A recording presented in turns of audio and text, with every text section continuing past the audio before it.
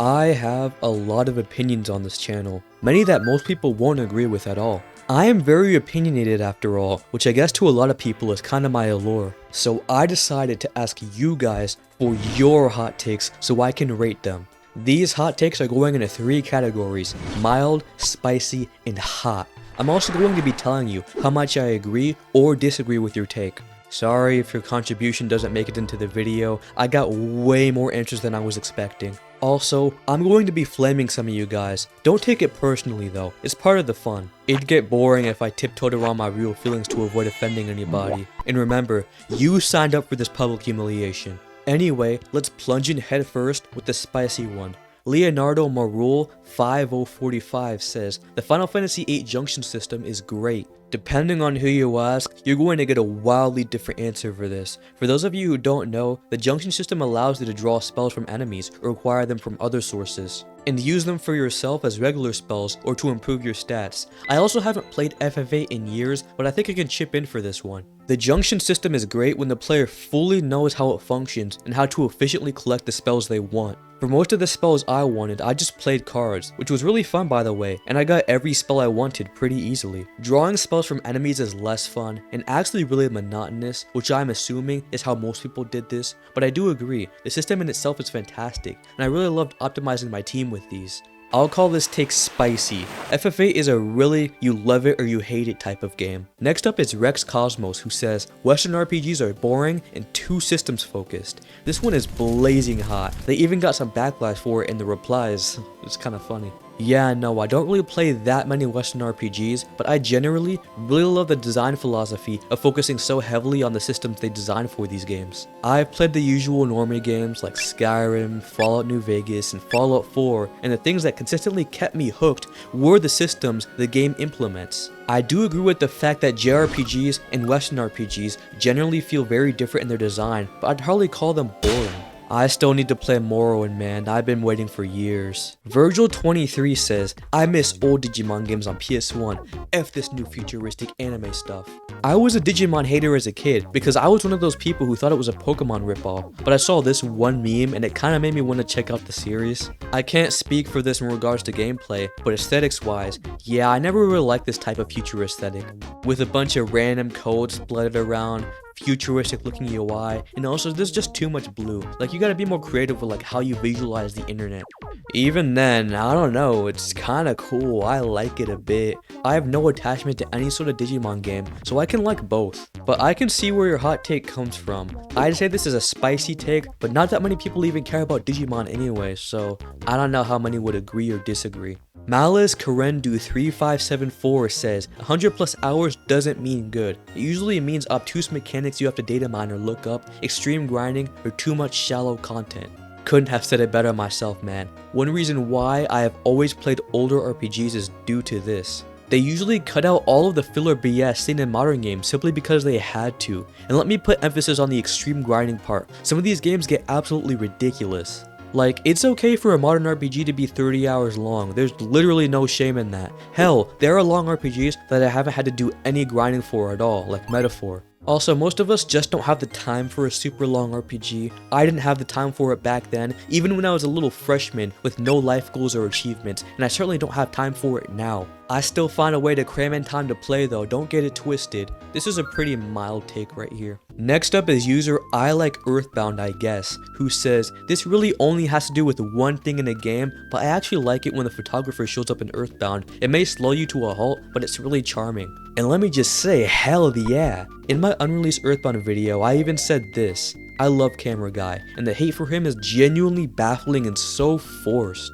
And like, it doesn't even take that much time, it's literally just a few seconds, and seeing all of your pictures in the end credits is so sweet. This is a spicy take because people have an irrational animosity towards this innocent guy.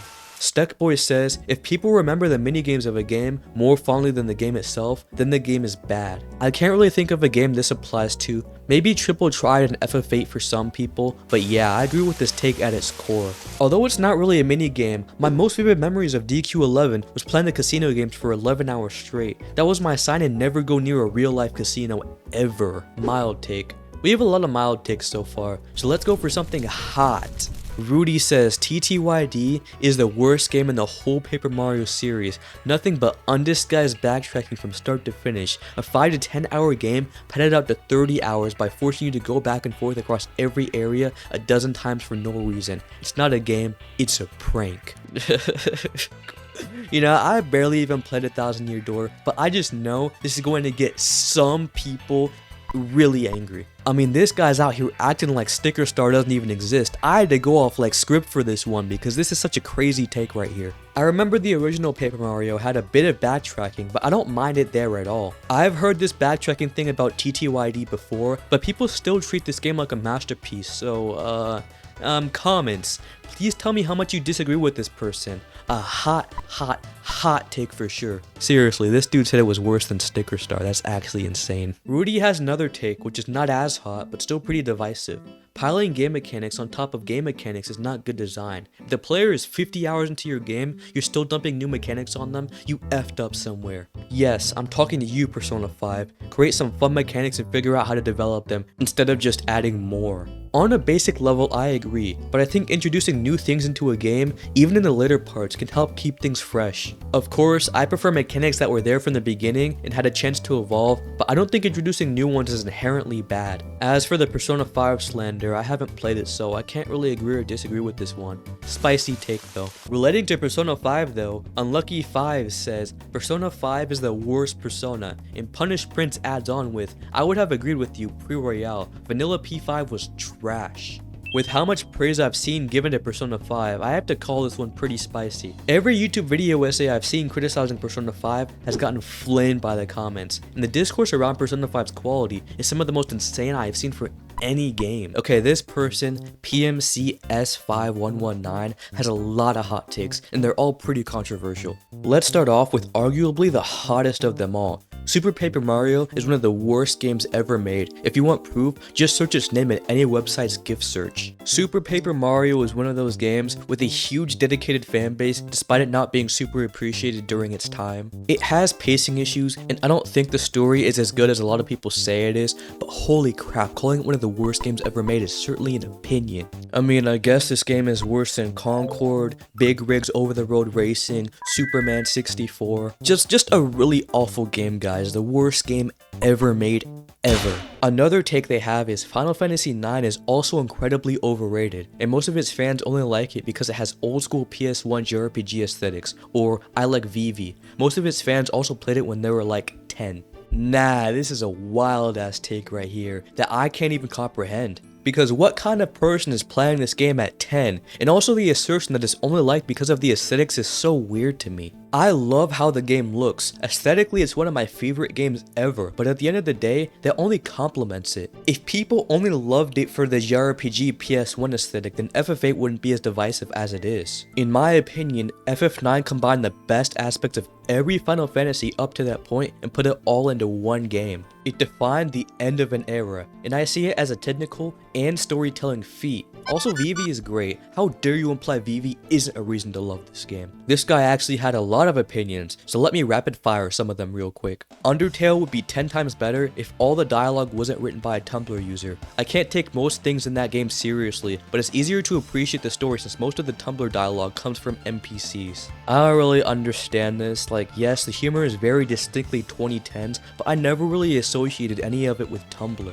All the PS1 Final Fantasy games are mediocre at best. It takes the gameplay from the SNES games and makes it play at half the speed because every action is taken up by long animations, and the world of each one is a PNG of a straight line while your character runs across it. Again, I really disagree. I think they were generally a good expansion on the series and get the credit they deserve when it comes to their innovation. I do agree that their slowness can get maddening though, especially with 8. I'm a patient man, but that game tested me. Super Paper Mario and Brothership proved that if you took the story from a JRPG that only gets bad reviews for its story, made the protagonist a floating partner that follows Mario around, and served it on a Mario RPG plate, Mario fans will call it the best game in existence. You're kidding yourself if you think Mario fans wouldn't eat up Fire Emblem Engage's story and call it the best story ever in a video game and make 300 video essays about it. They didn't finish the sentence, but I'm assuming they're saying if Fire Emblem had like a Mario coat of paint on it, everyone would be glazing it like crazy. Okay, I do agree that sometimes a lot of media made for all ages can get more credit than they deserve for their storytelling, generally because people have lower expectations for said media. And I will also admit that I wouldn't play most of these games if they weren't branded as Mario games, but Brothership is generally not considered a masterpiece. I guess a better example would be Super Mario RPG, which, due to a combination of nostalgia and the Mario IP being included, is considered one of the best RPGs ever, which I really never understood that. That's my hot take. Like, Super Mario RPG is alright. If it wasn't Mario coded, it'd probably be considered a decent late 90s SNES RPG. Being told it was one of the best RPGs ever made kinda made it an underwhelming experience due to my expectations being so high initially. Okay, that was a lot though. That was like a lot of really spicy takes right there. So let's move on to something mild. Scuba Luigi says, HD 2D relies way too much on extreme lighting instead of sprite work. Also, it's a stupid name. Yes, this isn't a commonly held take, but among people who care about that kind of stuff, they'll all agree. I sort of touched upon this in my RPG remasters vid. A lot of the time, the sprite work in the originals actually outdoes the remake. And I wish these remakes would focus more on pixel art instead of the 3D environments with this, albeit beautiful, lighting. In Octopath, I always found the lighting excessive, but many newer games are a lot better at it. I'm not totally opposed to this though, as Star Ocean, the second story R, is gorgeous and I bought it solely due to how amazing it looked. Also, yeah, I agree, HD 2D is a dumb name, but like, there are no better alternatives that I can think of right now, so we're sticking with it, I guess. Mewpsy1000 says that RPGs are too linear and plot driven. When you look at old school Pokemon games, they are more about exploration, lore, and customizing your team/strategy. I think that's part of why it hit a way broader audience than its contemporaries. Sadly, Game Freak themselves didn't realize that, and they went for the plot-driven linear style, which is part of why most of them suck now. I agree to an extent. In the modern day, a lot of RPGs are more open than ever. And even back in the day, I've come across a lot of RPGs with non-linear progression, but making a non-linear RPG is so much harder than making an open-world platformer or a non-linear action game. You have to account for leveling, obviously, and also how to make sure the story isn't disjointed in this open world. Despite the older Pokemon games being more free, they have much less complex stories that led to them being more open. Also, I just like playing a linear RPG. Sometimes, I just like being strung along for hours until I beat the game. Even though everybody might not agree with this take, it's still pretty mild and won't really get that much pushback, to be honest. Garlic Fries 85 says, my hot take is that Atlus hasn't done a Persona remake with a female main character like in P3P because they are lazy. Maybe it's not a hot take. Yeah, you're right, sadly not even a hot take because it's probably just true. I know a lot of people were mad about that, and I guess it keeps P3P's merit as a game as it was entirely replaced by the remake, but also come on. We wanted a female main character as an option, okay? Mild take. Cyrus KA says, Mystic Quest is just fine for what it is. It has a killer soundtrack that's different from all the other Final Fantasy stuff, and I really want it on NSO. I like Mystic Quest more than the average person. It's a turn your brain off type of game. Even with the historical context, I always thought it was overhated, and it's really not any easier than stuff like FF4. Also, like you said, the soundtrack is absolutely bumpin'. A little bit of a spicy take here. Okay, one last take before we end it off. Cool Hands Was Taken says, Undertale is mid. Nice bait, Colin, but I'll bite. I never understood this thing that's been going on recently where people try to say stuff like, oh, Undertale is as good as you remember. This type of stuff usually happens when a fanbase gets out of hand. You know, the cringe AUs and the weird fanbase stuff, all that. And not gonna lie, I really miss early and mid 2010s fandom culture. It was a clusterfuck, but a nostalgic type of mess. It's like those people who are nostalgic for the 70s. They won't try to convince you it was a better time, but they miss how it was a different kind of chaos from today. But yeah, a lot of the time, when a fanbase sucks, people will kind of reflect that onto the game, leading to people saying, it's overrated actually. I love Undertale. I may be a bit of a contrarian, but I love Undertale. The storytelling, the lore, the combat. I'm not gonna say Undertale made RPGs mainstream, because like they've been mainstream for a long time, but it opened up the genre to a lot of younger people and familiarized them with it, and it was also a great subversion of typical RPGs. So Colin, I'm blocking you for this opinion. Hot take. Wow, that was a lot.